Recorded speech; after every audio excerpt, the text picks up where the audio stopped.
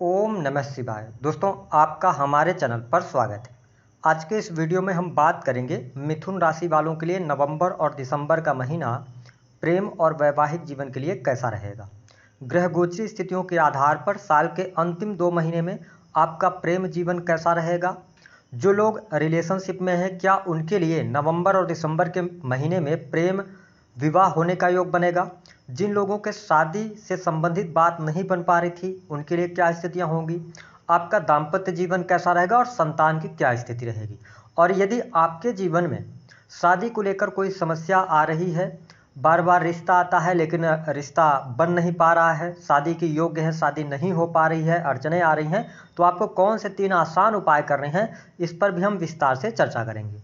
तो चलिए वीडियो की शुरुआत करते हैं। उससे पहले यदि आप चैनल पर पहली बार आए हैं तो चैनल को सब्सक्राइब कर लीजिएगा, नोटिफिकेशन बेल को भी ऑन कर लीजिएगा। देखिए, मिथुन राशि वालों, नवंबर और दिसंबर के महीने की जब हम बात करते हैं तो मंगल आपके वाणी स्थान से नीचगत अवस्था में नवंबर और दिसंबर के महीने में गोचर करेंगे। वही सूर्य नीचगत अवस्था में पंचम भाव में रहेंगे, हालांकि फिर इनका राशि परिवर्तन हो जाएगा। शुक्र आपके सप्तम स्थान से गोचर करेंगे, यानी कि 2 दिसंबर तक सप्तम स्थान में रहेंगे 7 नवंबर से। उसके बाद ये अष्टम भाव में चले जाएंगे। वही सप्तमेश होकर देवगुरु बृहस्पति आपके 12वें भाव से गोचर करेंगे। राहु दशम स्थान में, शनि आपके 9th हाउस में शश राजयोग का निर्माण कर रहे हैं। हम बात करते हैं कि आपका प्रेम जीवन कैसा रहेगा। देखिए, मिथुन लग्न या मिथुन राशि है आपकी, तो आपके पंचम भाव के जो स्वामी बनते हैं वो शुक्र बनते हैं। शुक्र सप्तम स्थान से गोचर करेंगे, लेकिन पंचम स्थान में सूर्य देव की उपस्थिति के कारण आप देख पाएंगे, साथ ही मंगल की भी दृष्टि आपके पंचम स्थान पर पड़ेगी। तो ऐसी स्थिति में 1 तारीख से लेकर और 16 नवंबर 2024 तक प्रेम संबंधों में आपको उतार चढ़ाव का सामना करना पड़ेगा। यानी कि रिलेशनशिप में वाद विवाद, लड़ाई झगड़े की स्थिति ज़्यादा रह सकती है। हालांकि आप मिथुन राशि वाले हैं तो आपकी बहुत ज़्यादा एनर्जी अपने पार्टनर के प्रति रहने वाली है, लेकिन थोड़ा सा आपका जो नेचर रहेगा वो एग्रेसिव नेचर हो सकता है, ओवर पजेसिव हो सकते हैं आप, और आपके पार्टनर में अहंकार की स्थिति भी देखने को मिलेगी। तो 1 तारीख से लेकर 16 तारीख तक बहुत अच्छी स्थिति नहीं है। 16 नवंबर के बाद आपके लिए परिस्थितियां थोड़ी सी बेहतर होंगी और रिलेशनशिप में आपको थोड़ी सी शुभता अवश्य देखने को मिलेगी। साथ ही पार्टनर के साथ में आप क्वालिटी टाइम भी स्पेंड कर सकते हैं, लेकिन अगर आप अपने वाणी पर नियंत्रण नहीं रख पाते हैं, अगर वाणी दोष रहता है, तो इसका मतलब यह है कि आपके लिए 16 नवंबर के बाद भी परिस्थितियां बहुत बेहतर नहीं रहने वाली हैं। लेकिन हाँ, आपके अंदर आकर्षण जरूर रहेगा, क्योंकि शुक्र आपके लगन को देखेंगे तो आप लोगों को आकर्षित करने में सफल होंगे, लेकिन वाणी की वजह से रिलेशन खराब ना हो, इस बात का ध्यान रखना। हालांकि दिसंबर का महीना प्रेम संबंध के मामलों के लिहाज से ज़्यादा बेहतर रहने वाला है। प्रेमी अथवा प्रेमिकाओं के बीच में अच्छे संबंध रहने वाले हैं। अब आप देखें कि सप्तम से अष्टम भाव में चले जाएंगे शुक्रदेव 2 दिसंबर को, और शुक्र मंगल की स्थिति, यानी शुक्र जो है तो वो मंगल की दृष्टि से पीड़ित होंगे। ऐसी स्थिति में कहीं ना कहीं से आपके लिए प्रेम संबंधों में एक से अधिक प्रेम संबंध बनना या गुप्त संबंध बनना, नए प्रेम संबंध की शुरुआत होना, ऐसी चीज़ों से भी आपका सामना होगा। तो यहाँ पर जो लोग बहुत लंबे समय से रिलेशनशिप में हैं, अगर आप कमिटेड हैं तो इस समय अवधि के दौरान हो सकता है कि आप एक से अधिक प्रेम संबंधों की तरफ जाएं, या आप स्वयं अपने पार्टनर को चीट करें या आपके पार्टनर स्वयं आपको चीट करें। ऐसी स्थिति दिसंबर के महीने में देखने को मिलेगी। यानी कि कुल मिलाकर अगर देखा जाए तो नवंबर और दिसंबर का महीना आपके लिए प्रेम संबंधों के लिहाज से सामान्य हम कह सकते हैं।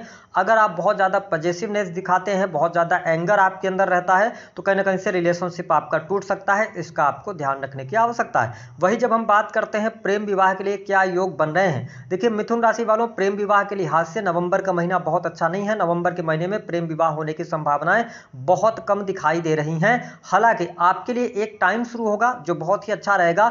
वो होगा कि आपके लिए 26 नवंबर 2024 से लेकर और 22 दिसंबर 2024, ये टाइम फ्रेम पे अगर आप प्रेम विवाह करना चाहते हैं तो आप आगे बढ़ सकते हैं। आपको सफलता प्राप्त होने के योग दिखाई देते हैं। लेकिन हाँ, आपकी पत्रिका में योग चल रहा होगा तभी परिस्थितियां बनेंगी। गोचर भी उतना अच्छा आपके लिए सपोर्टिव नहीं है। हालांकि अगर देखा जाए तो आपके लिए जिन लोगों के विवाह से संबंधित बात नहीं बन पा रही थी या शादी विवाह नहीं तय हो पा रहा था, उनके लिए अवश्य शुभता आपको देखने को मिलेगी। शादी विवाह आपका फिक्स हो सकता है। साथ ही आपके लिए वैवाहिक बंधन में भी बंधने का योग है, क्योंकि सप्तमेश आपके देवगुरु बृहस्पति बनते हैं, वो वक्रीगत अवस्था में, तो कहीं ना कहीं से एक घर पीछे का भी रिजल्ट देंगे। तो परिस्थितियां आपके लिए बन सकती हैं। वही अगर हम दाम्पत्य जीवन की बात करते हैं, वैवाहिक जीवन आपका कैसा रहेगा। देखिए, मिथुन लग्न या मिथुन राशि है तो आपके लिए जो 1 तारीख से लेकर और 15 नवंबर तक का टाइम फ्रेम है, यह आपके वैवाहिक जीवन के लिए अच्छा रहेगा, जीवन साथी का सहयोग आपको मिलेगा। साथ ही अगर आपके जीवन में किसी भी प्रकार की परेशानी भी चल रही है, पहले से रिलेशन आपके खराब चल रहे थे, तो रिलेशन में आपको सुधार अवश्य देखने को मिलने जा रहा है। अगर देखा जाए तो आपके लिए 16 नवंबर से लेकर और 28 नवंबर 2024 तक यात्रा के योग बनते हैं। आप घूमने फिरने जा सकते हैं, पार्टनर के साथ में अपने फैमिली मेंबर से मिलने जा सकते हैं। हालांकि दिसंबर के महीने की अगर हम बात करते हैं तो यहाँ पर दिसंबर का महीना आपके लिए अच्छा है ना। 15 दिसंबर तक की परिस्थितियां बहुत बढ़िया हैं। दाम्पत्य जीवन आपका अच्छा रहेगा, जीवन साथी का सहयोग मिलेगा। अगर आप विदेश में रह रहे हैं तो भी आपका दाम्पत्य जीवन अच्छा दिखाई दे रहा है,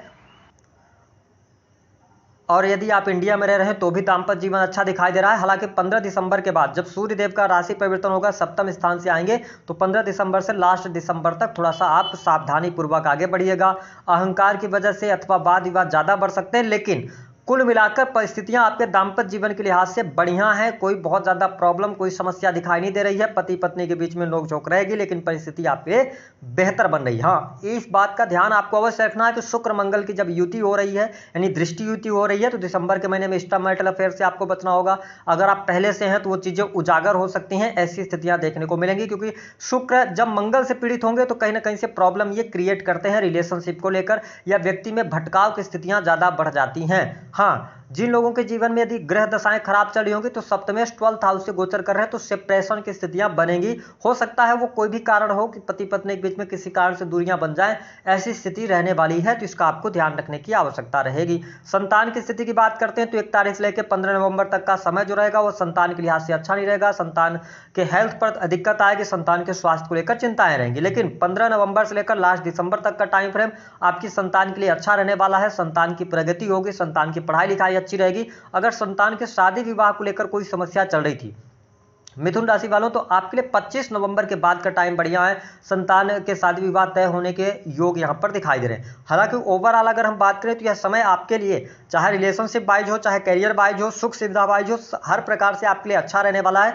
थोड़ा वाणी पर नियंत्रण रखिएगा और इसके साथ एग्रेसिव होने से बचिएगा। वाहन वगैरह चलाते तो सावधानी पूर्वक चलाइएगा। अब बात कर लेते हैं 3 महत्वपूर्ण उपायों की। देखिए, आपके सप्तमेश जो बनते हैं वो देवगुरु बृहस्पति बनते हैं। तो अगर आपके जीवन में किसी भी प्रकार से शादी को लेकर समस्या आ रही है, शादी नहीं हो पा रही, तो आपको एक काम करना है कि अपने बेडरूम में एक आप फुल मून, जो चंद्रमा होता है ना, चंद्र, इसका आप एक फोटो चंद्रमा का निकलवा लीजिए जिसमें फुल मून हो और अपने बेडरूम में लगा दीजिए। पहला उपाय ये करना। दूसरा उपाय, अपने नहाने के पानी में हल्दी डालकर नहाना शुरू कीजिए और शरीर में आप छोटा मोटा सोना धारण कर लीजिए, कोई लॉकेट आप जरूर धारण कर लीजिए बृहस्पतिवार के दिन। तीसरा उपाय आपको यह करना रहेगा, आपको थोड़ी सी मात्रा में पिसी हुई हल्दी लेनी है और उसके बाद आपके आसपास जो भी जल से संबंधित स्रोत हो, जैसे कि आप नदी हो, तालाब हो, नहर हो या समुद्र हो, साफ स्वच्छ जल बह रहा हो, वहां पर शाम को 4 बजे के बाद आप जाइए। 10 मिनट के लिए वहां पर बैठिए, बहते हुए पानी को देखिए और भगवान विष्णु हरि जी से प्रार्थना कीजिए कि आपके विवाह में जो समस्या आ रही है वह दूर हो। और प्रार्थना करते हुए थोड़ी थोड़ी मात्रा में हल्दी निकालकर और उस पानी में डालते रहिए। इस उपाय को आप, इन तीनों उपायों को लगातार करके देखिए, आपके जीवन में विवाह से संबंधित, शादी से संबंधित बात अवश्य बनेगी। तो दी गई जानकारी पसंद आए तो वीडियो को लाइक करें, चैनल को सब्सक्राइब कर दें। जितना